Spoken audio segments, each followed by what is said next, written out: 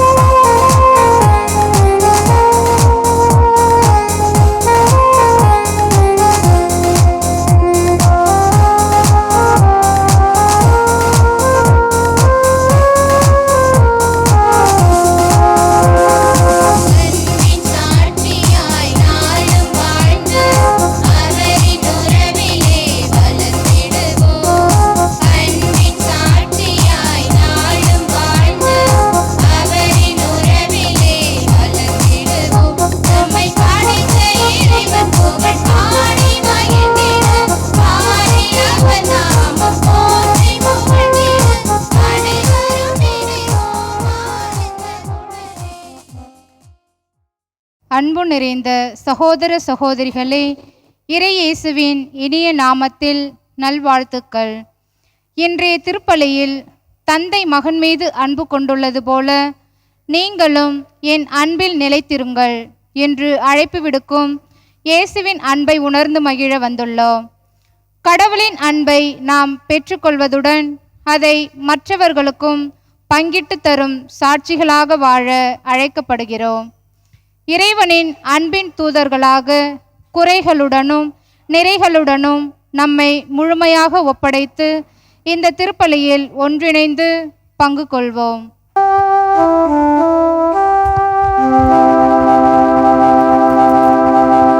தந்தை மகன் தூய ஆவியாரின் பெயராலே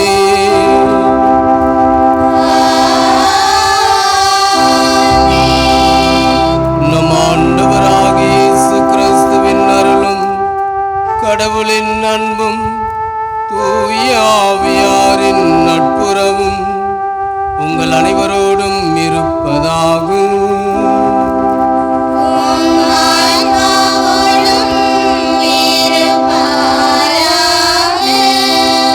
அன்புக்குரிய இறை சமூகமே, ஆண்டவர் இயேசு கிறிஸ்து அன்பை இவ்வுலகத்திற்கு விதைத்தார். அந்த அன்பை நாம் முழுமையாக பெற்றிருக்கின்றோம்.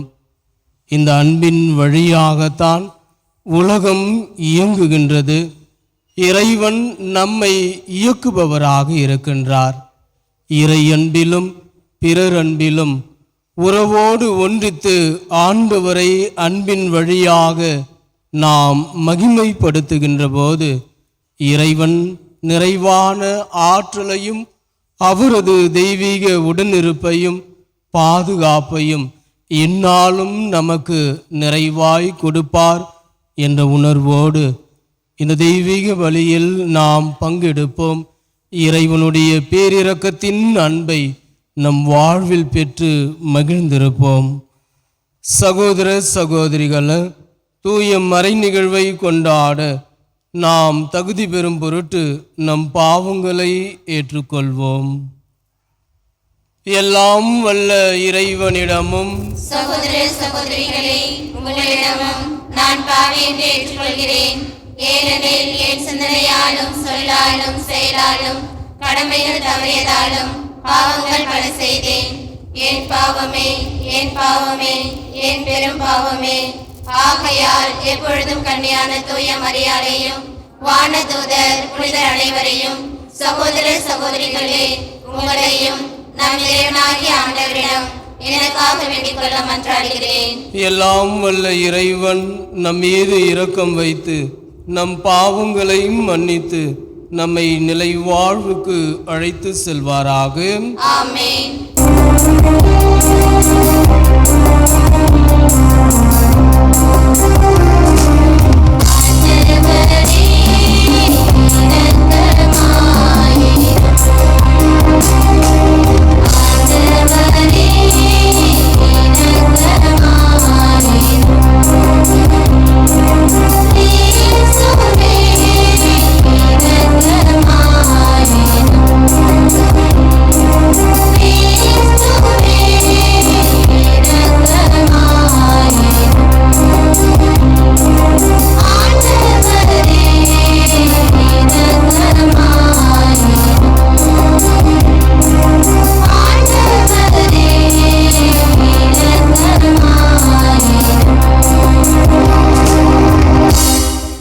மன்றாடுவோமாக. இறைவா, இறை பற்று இல்லாத எங்களை உமது அருளால் நேர்மை உள்ளவர்களாகவும் இரக்கத்துக்கு உரிய எங்களை பேறு பெற்றவர்களாகவும் மாற்றியிருக்கின்றீர். இவ்வாறு செயலாலும் கொடைகளாலும் நீர் உடன் இருப்பதால் நம்பிக்கையினால் ஏற்புடையோராக்கப்பட்டு அதில் இறுதி வரை நிலைத்திருக்கும் ஆற்றல் பெறுவோமாக. உம்மோடும் தூய ஆவியாரின் ஒன்றுப்பில் இறைவனாய் என்றென்றும் வாழ்ந்து ஆட்சி செய்கின்ற எங்கள் ஆண்டவரும் உம் திருமகனுமாகிய இயேசு கிறிஸ்து வழியாக உம்மை மன்றாடுகின்றோம்.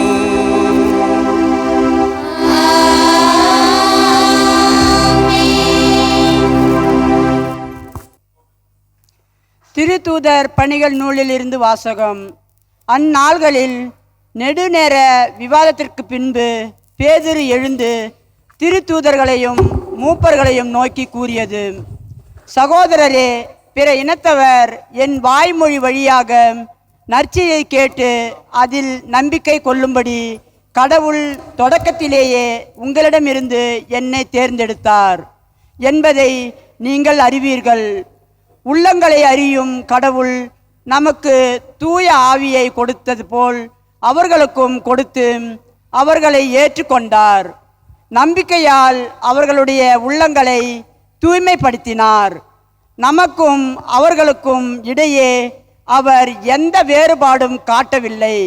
ஆகவே நம் மூதாதையரோ நாமோ சுமக்க இயலாத நுகத்தை இப்போது நீங்கள் இந்த சீடருடைய கழுத்தில் வைத்து கடவுளை ஏன் சோதிக்கிறீர்கள்? ஆண்டவர் இயேசுவின் அருளால் நாம் மீட்பு பெறுவது போலவே அவர்களும் மீட்பு பெறுவார்கள் என நம்புகிறோம்.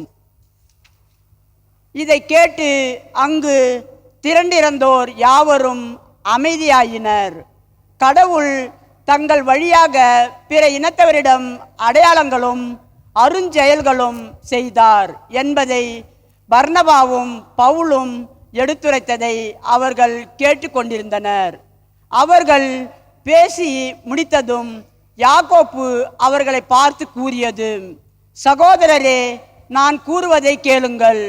கடவுள் பிற இனத்தாரிடமிருந்து தமக்கென மக்களை தேர்ந்து கொள்ள முதலில் அவர்களை தேடி வந்த செய்தியை சீமோன் எடுத்துரைக்க கேட்டீர்கள்.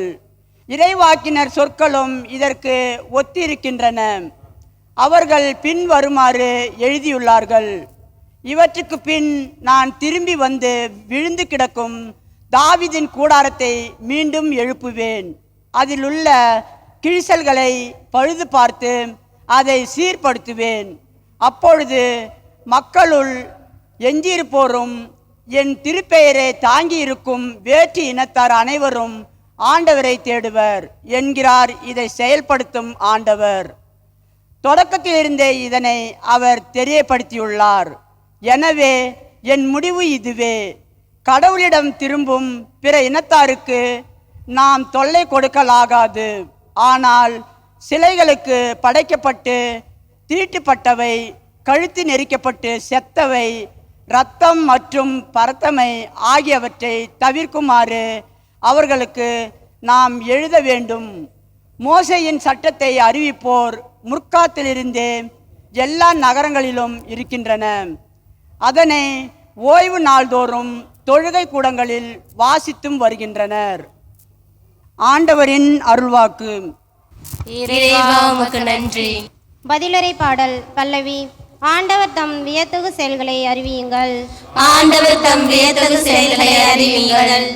ஆண்டவர் தம் வியத்தகு செயல்களை அறிவியுங்கள். ஆண்டவர் தம் வியத்தகு செயல்களை அறிவியுங்கள். ஆண்டவருக்கு புதியதொரு பாடல் பாடுங்கள். உலகெங்கும் வாழ்வோரே ஆண்டவரை போற்றி பாடுங்கள். ஆண்டவரை போற்றி பாடுங்கள், அவர் பெயரை வாழ்த்துங்கள். பல்லவி. ஆண்டவர் தம் வியத்தகு செயல்களை அறிவியுங்கள். ஆண்டவர் தரும் மீட்பை நாள்தோறும் அறிவியுங்கள். பிற இனத்தாருக்கு அவரது மாட்சியை எடுத்துரையுங்கள். அனைத்து மக்களினங்களுக்கும் அவர் தம் வியத்தகு செயல்களை அறிவியுங்கள். பல்லவி. ஆண்டவர் தம் வியத்தகு செயல்களை அறிவியுங்கள். வேற்றினத்தாரிடையே கூறுங்கள், ஆண்டவரே ஆட்சி செய்கின்றார். பூ உலகு உறுதியாக நிலைநிறுத்தப்பட்டுள்ளது, அது அசைவுறாது. அவர் மக்களினங்களை நீதி வழுவாது தீர்ப்பிடுவார். பல்லவி. ஆண்டவர் தம் வியத்தகு செயல்களை அறிவியுங்கள்.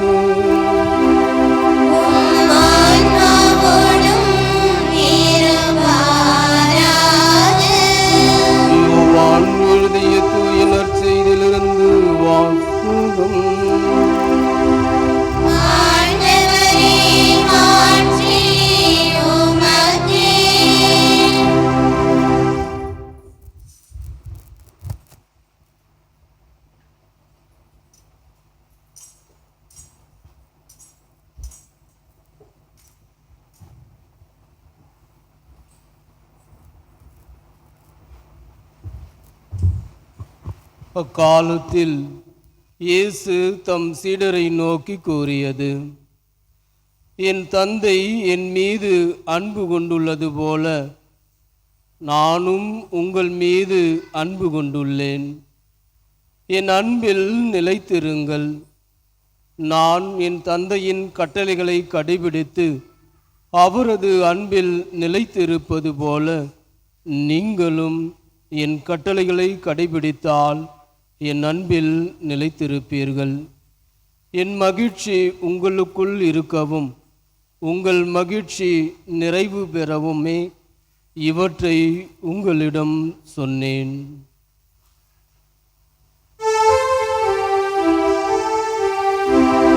ஆண்டவரின் அருள்வாக்கு.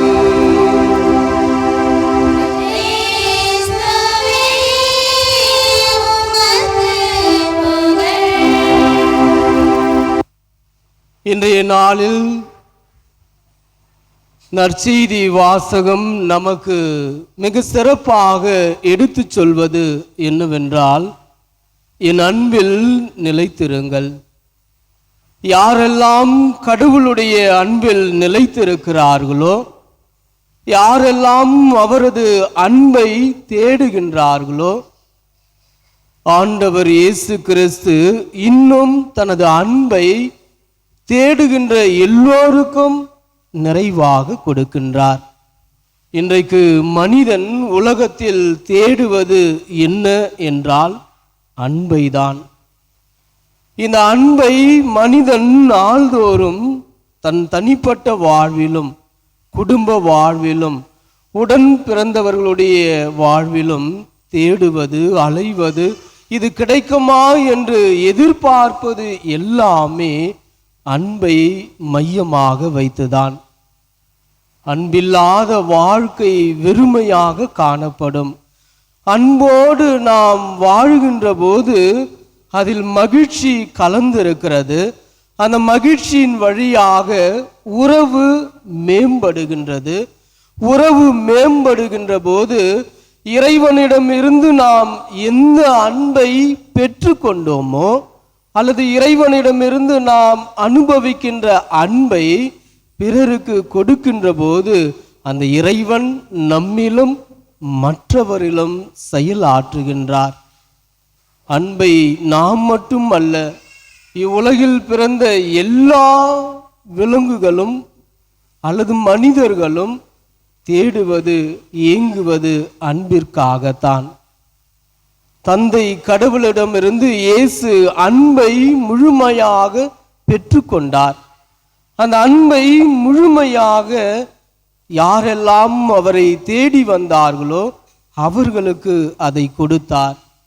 தேடி வந்தவர்கள் அந்த அன்பை பெற்றுக்கொண்டு அதை மற்றவர்களுக்கு கொடுத்த போதுதான் இயேசு கிறிஸ்துவுடைய வல்ல செயல்கள் பலர் மத்தியில் மகிமையாய் விளங்கியது.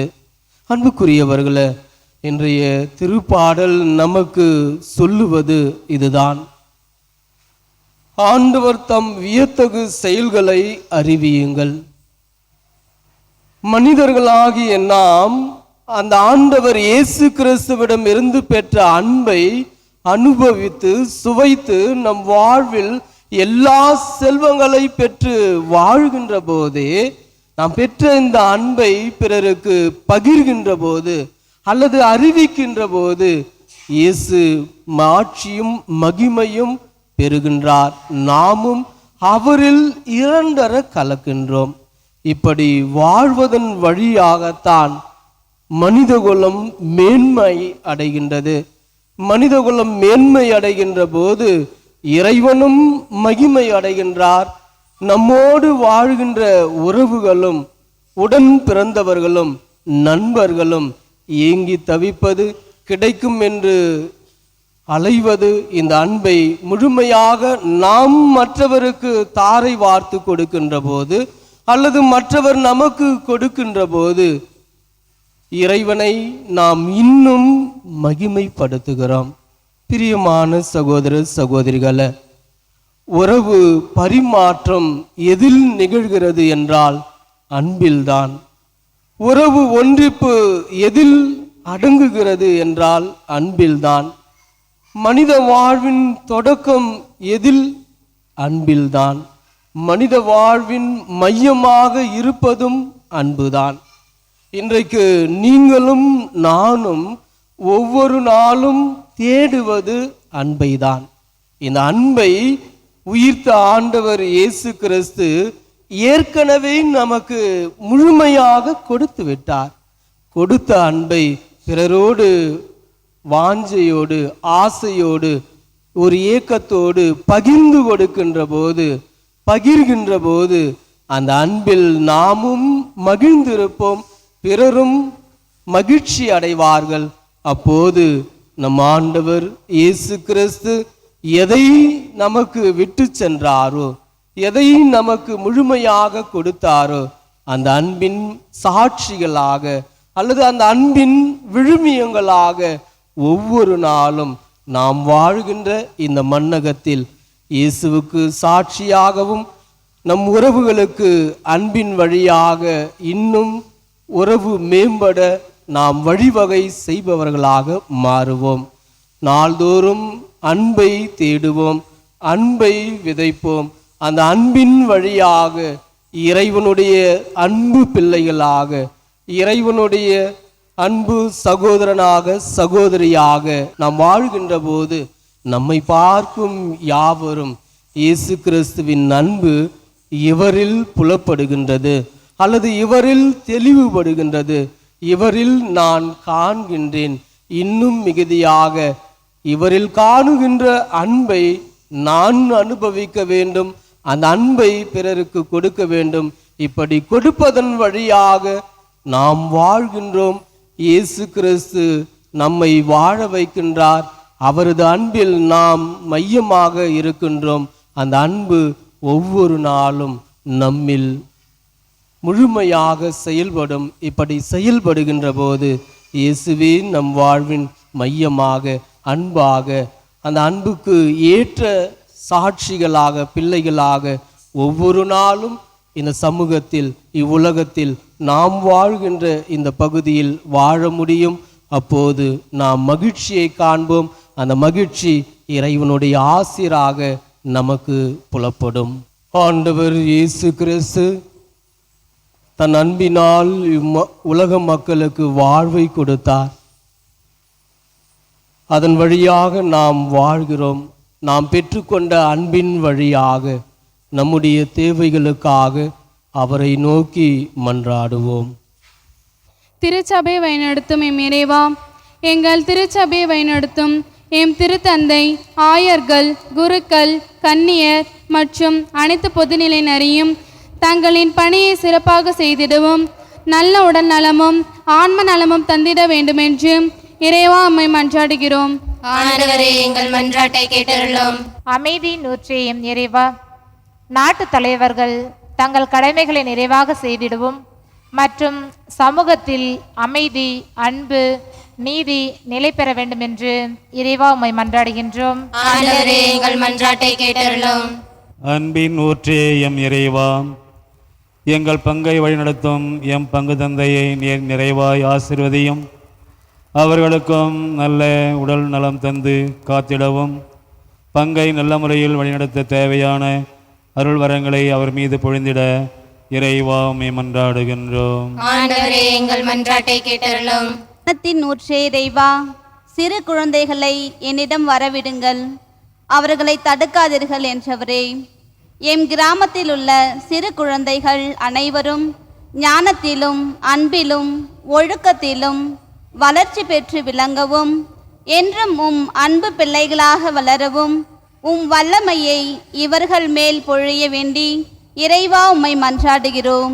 ஆண்டவரே, எங்கள் மன்றாட்டை கேட்டருளும். நலமருளும் நல்ல ஆயனே இறைவா, உடல் நல குறைவினால் மருத்துவமனையிலும் தங்கள் இல்லங்களிலும் இருந்து சிகிச்சை பெற்று ஒவ்வொரு நல்ல உள்ளங்களுக்காகவும் உம்மிடம் மன்றாடுகின்றோம். உமது அன்பு கரங்களால் அவர்களை ஒவ்வொருவரையும் தொட்டு குணப்படுத்த வேண்டுமென்று இறைவா உம்மை மன்றாடுகின்றோம். ஆண்டவரே, எங்கள் மன்றாட்டை கேட்டருளும். என்றும் வாழும் எல்லாமல்ல இறைவா, உமது அன்புக்குரிய பிள்ளைகளாகிய நாங்கள் எழுப்பிய இந்த விண்ணப்பங்களையும் வேண்டுதல்களையும் எங்கள் ஆண்டவரும் உம் திருமகனும் ஆகிய இயேசு கிறிஸ்து வழியாக உம்மை மன்றாடுகின்றோம். ஆமென்.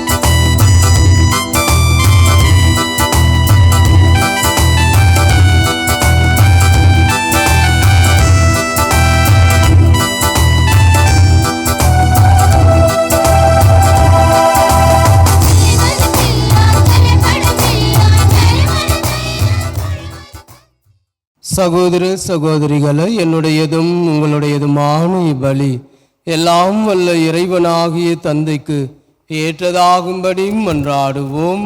ஆண்டவரிடம் திருப்பேரின் புகழ்ச்சிக்காகவும் மாட்சிக்காகவும் நமது நன்மைக்காகவும் புனித திரு அவையின் அனைத்து நலனுக்காகவும் மது கையிலிருந்து பலியை ஏற்றுக்கொள்வாராக.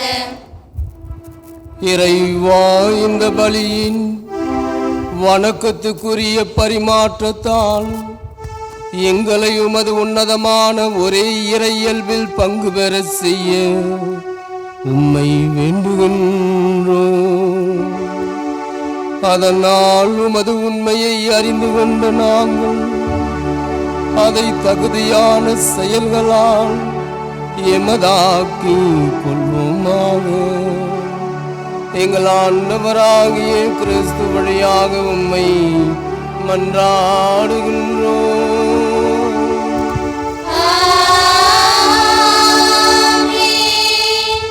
ஆண்டவர் உங்களோடு இருப்பாராக.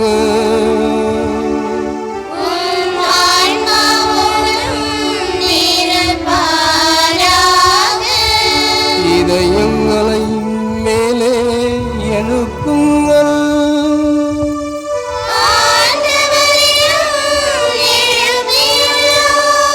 நம் இறைவனாகிய ஆண்டவருக்கு நன்றி கூறுவோம்.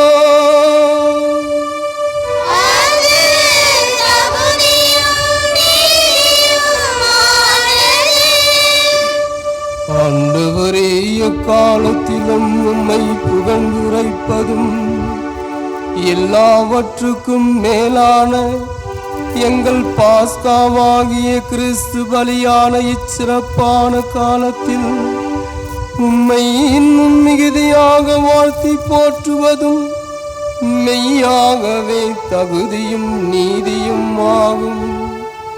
எங்கள் கடமையும் மீட்புக்குரிய செயலும் ஆகும். கிறிஸ்து எங்களுக்காக இன்னும் தொடர்ந்து தம்மை கையளித்த உம் திருமுன் இடையராது பரிந்து பேசி எங்களை பாதுகாத்து வருகின்றார். பலியான அவர் இனிமேல் சாக மாட்டார். கொலை செய்யப்பட்ட அவர் என்றும் வாழ்கின்றார். ஆகவே பாஸ்கா மகிழ்ச்சி பொங்க அனைத்துலக மாந்தர் அனைவரும் மக்களிக்கின்றனர். அவ்வாறே ஆற்றல் மிக்கோரும் அதிகாரம் கொண்ட தூதர்களும் உமது மாட்சியை புகழ்ந்து வாடி முடிவின்றி ஒரே குரலாய் பாடுவதாவது.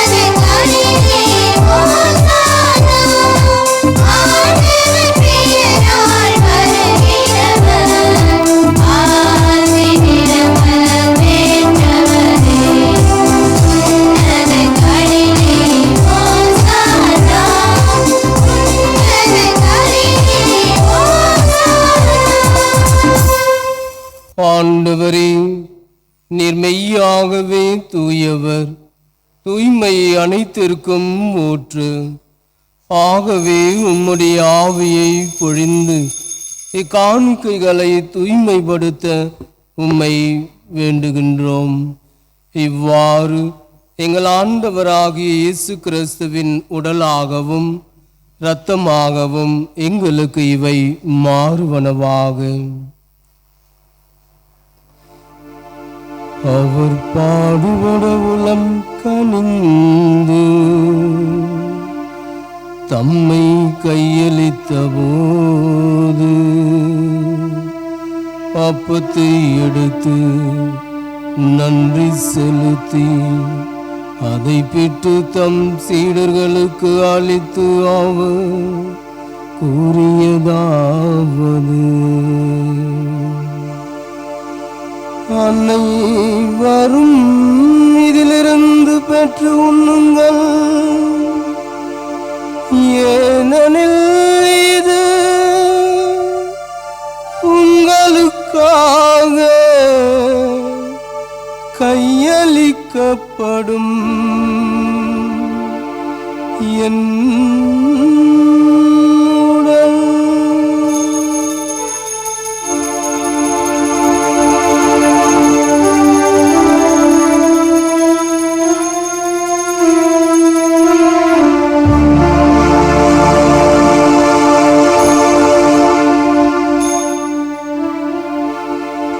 அவ்வண்ணமே இரவு விருந்தை அருந்திய பின் கிண்ணத்தை எடுத்து மீண்டும் உமக்கு நன்றி கூறி தம் சீடர்களுக்கு அளித்து அவர் கூறியதாவது: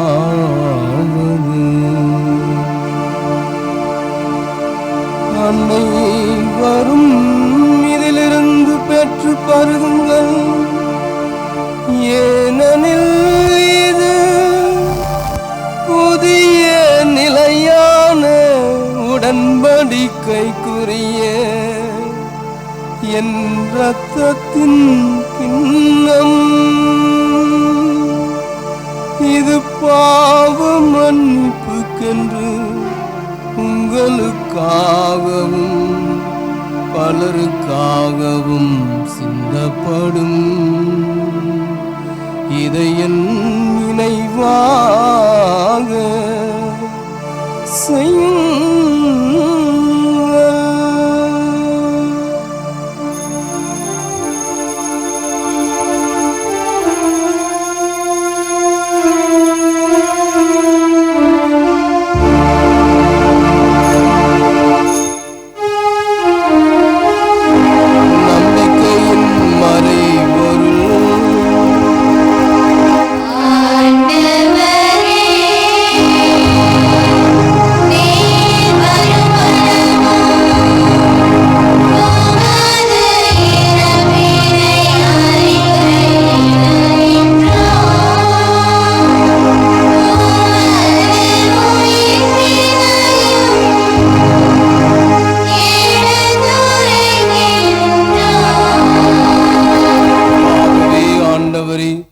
நாங்கள் கிறிஸ்துவின் இறப்பினையும் உயிர்ப்பினையும் நினைவு கூர்ந்து வாழ்வுதரும் அப்பத்தையும் மீட்பளிக்கும் கிண்ணத்தையும் உமக்கு ஒப்பு கொடுக்கின்றோம்.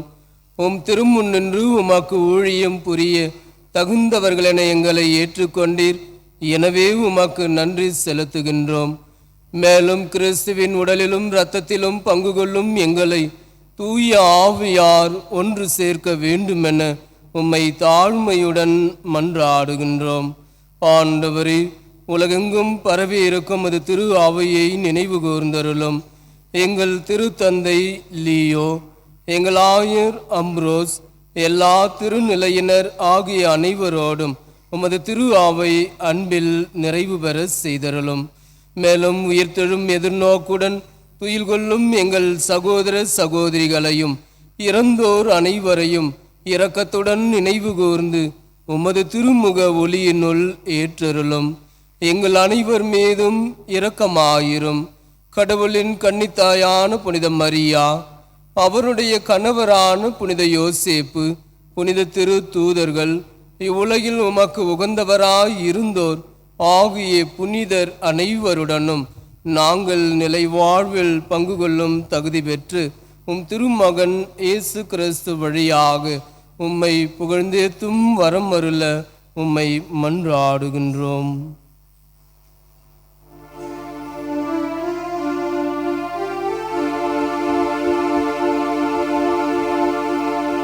இவர் வழியாக இவரோடு இவரில் எல்லாம் வல்ல இறைவனாகிய தந்தையே, தூய ஆவியின் ஒன்றுப்பில் எல்லா புகழும் ஆட்சியும் என்றென்றும் உமக்கே உரியதே.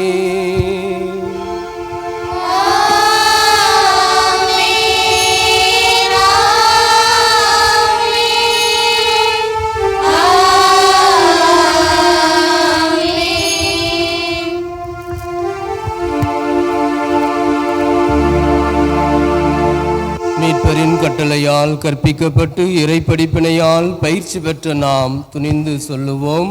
விண்ணுலகில் இருக்கிற எங்கள் தந்தையே, உமது பெயர் தூயதென போற்றப் பெறுக. உமது ஆட்சி வருக. உமது திருவுளம் விண்ணுலகில் நிறைவேறுவது போல மண்ணுலகிலும் நிறைவேறுக. எங்கள் அன்றாட உணவை இன்று எங்களுக்கு தாரும். எங்களுக்கு எதிராக குற்றம் செய்வோரை நாங்கள் மன்னிப்பது போல எங்கள் குற்றங்களை மன்னியும். எங்களை சோதனைக்கு உட்படுத்தாதேயும், தீமையிலிருந்து எங்களை விடுவித்தருளும். ஆண்டவரே, தீமை அனைத்திலிருந்து எங்களை விடுவித்து எங்கள் வாழ்நாளில் அமைதியை கனிவுடன் அருள உம்மை மன்றாடுகின்றோம். உமது இரக்கத்தின் உதவியால் நாங்கள் பாவத்திலிருந்து எப்போதும் விடுதலை பெற்று யாதொரு கலக்கமும் இன்றி நலமாயிருப்போமாக. நாங்கள் எதிர்நோக்கி இருக்கும் பேரின்பத்திற்காகவும் எம் மீட்பராகிய இயேசு கிறிஸ்துவின் வருகைக்காகவும் காத்திருக்கின்றோம். ஆண்டவரே இயேசு கிறிஸ்துவே, அமைதியை உங்களுக்கு விட்டு செல்கிறேன், என் அமைதியையே உங்களுக்கு அளிக்கின்றேன் என்று உம் திருத்தூதர்களுக்கு மொழிந்தீரே. எங்கள் பாவங்களை வாராமல் உமது திரு ஆவையின் நம்பிக்கையை கண்ணோக்கி உமது திருவுளத்திற்கு ஏற்ப அதற்கு அமைதியையும் ஒற்றுமையும் அளித்தருள்வீராக. என்றென்றும் வாழ்ந்து ஆட்சி செய்கின்றவர் நீரே. ஆண்டவருடைய அமைதி உங்களோடு என்றும் இருப்பதாக.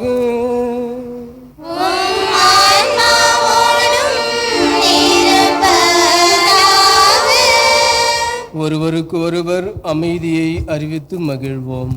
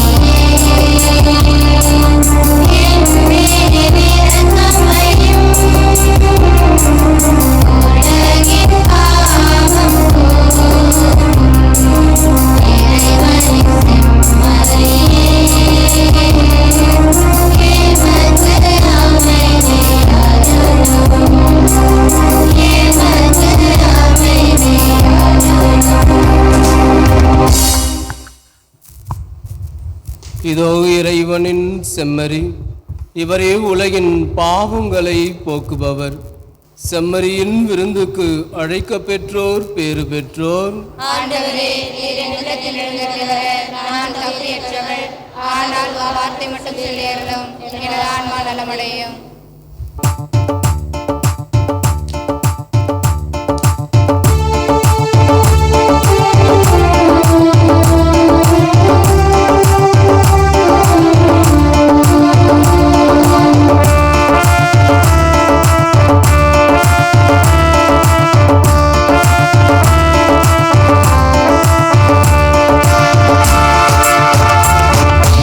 ஒரு கோடி தேன் பூக்கள் ஒன்றாக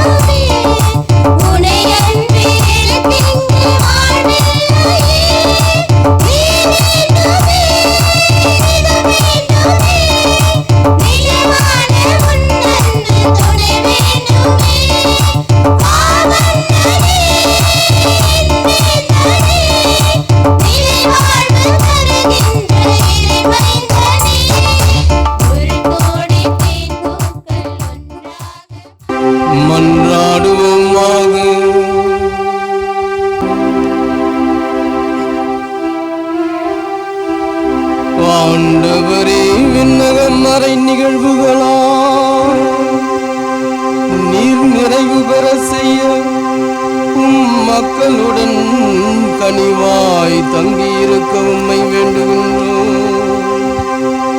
பழைய பாவ நிலையிலிருந்து வாழ்வின் புதிய நிலைக்கு நாங்கள் கடந்து செல்ல செய்வீராக. எங்கள் ஆண்டவராகிய கிறிஸ்து வழியாக உம்மை மன்றாடுகின்றோம்.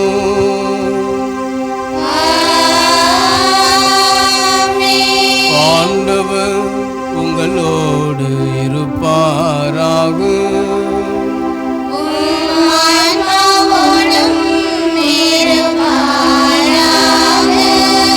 எல்லாம் வல்ல இறைவன் தந்தை மகன் தூயாவையார் உங்கள் அனைவரையும் நிறைவாக ஆசீர்வதிப்பாராக.